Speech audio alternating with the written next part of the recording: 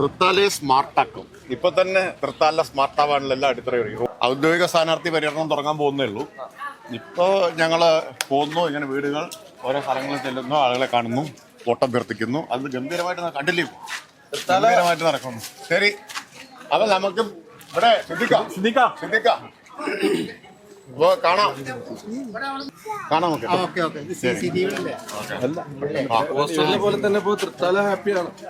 കണ്ടല്ലേ ഇപ്പൊ കണ്ടിട്ട് എന്ത് തോന്നി? ഹാപ്പിയാണെന്ന് തോന്നിയോ? തൃത്താല ഹാപ്പിയാണ്.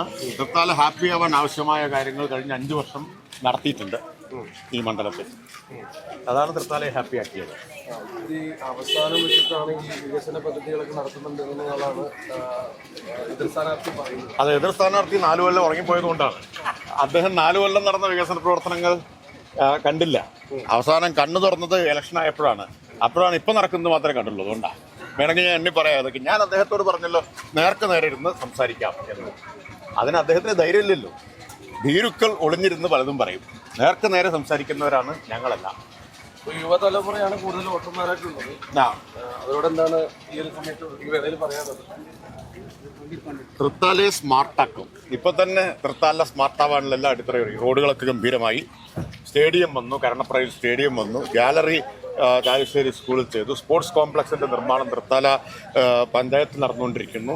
നഴ്സിംഗ് കോളേജ് വന്നു, ITI വന്നു. അപ്പോൾ ഒരേ സമയം റിക്രിയേഷനുള്ള സൗകര്യങ്ങളുണ്ട്, ഒപ്പം നല്ല വിദ്യാഭ്യാസ സൗകര്യങ്ങൾ വന്നിട്ടുണ്ട്. തൃത്താലയെ ഒരു സ്മാർട്ടാക്കി മാറ്റി. തൃത്താലയുടെ മുഖച്ഛായ മാറ്റാനുള്ള എല്ലാ അടിത്തറയും ഇപ്പോൾ തന്നെ സൃഷ്ടിച്ചു കഴിഞ്ഞു. റോഡുകളടക്കം ഇപ്പോൾ ധൃതി പിടിച്ച് വികസന പ്രവർത്തനങ്ങൾ നടത്തുകയാണ്. നേരത്തെ പറഞ്ഞ പോലെ തന്നെ അത് ഞാൻ നേരത്തെ പറഞ്ഞു, അദ്ദേഹം ഉറങ്ങിപ്പോയത് കൊണ്ടാണെന്ന്. ഈ തെരഞ്ഞെടുപ്പ് കാലത്ത് മാത്രം ഉണർന്നാലുള്ള പ്രശ്നമാണ്. ഇതുവരെ നടന്നൊന്നും അദ്ദേഹം കണ്ടിട്ടില്ല. ഞാൻ വേണമെങ്കിൽ എണ്ണി പറഞ്ഞുതരാം. ഓരോ റോഡ് ആദ്യം ചെയ്ത റോഡ് ഇപ്പൊ നമ്മൾ നിൽക്കുന്നില്ലേ, കപ്പൂർ പഞ്ചായത്ത് കൊഴുക്കര, അത് ഞാൻ തെരഞ്ഞെടുക്കപ്പെട്ട് 1 കൊല്ലം കഴിഞ്ഞപ്പോഴാണ്.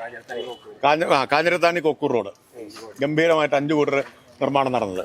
പിന്നെ 1.5 കൊല്ലം കഴിഞ്ഞപ്പോഴാണ് അദ്ദേഹം വെല്ലുവിളിച്ച ഗവൺമെന്റ് കോളേജിലെ കിഫ്ബി കെട്ടിടം, നിങ്ങൾ അതൊന്ന് ചെയ്ത് ഫോട്ടോ എടുത്ത് കാണിക്ക് എന്ന് വെല്ലുവിളിച്ച അദ്ദേഹത്തിന്റെ പ്രസംഗം നിലയിട്ടിരുന്നു. അത് MLA 1.5 കൊല്ലത്തിൻ്റെ ഉള്ളിൽ പൂർത്തിയാക്കി. MLA 1 കൊല്ലത്തിനുള്ളിലാണ് പരുതൂർ GLP സ്കൂളിന്റെ കെട്ടിടം ഉദ്ഘാടനം ചെയ്തത്.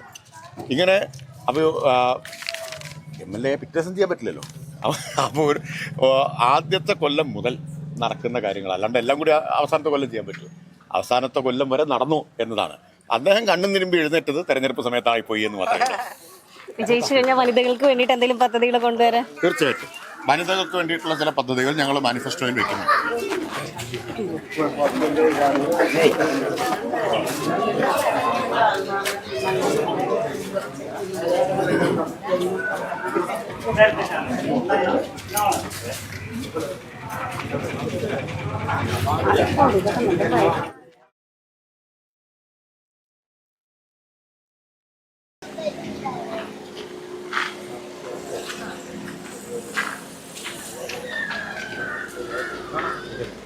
തൃത്താല മണ്ഡലത്തിലെ LDF സ്ഥാനാർത്ഥി MP രാജേഷ് തികഞ്ഞ ആത്മവിശ്വാസത്തോടെയാണ് മത്സര രംഗത്ത് സജീവമായിക്കൊണ്ടിരിക്കുന്നത്.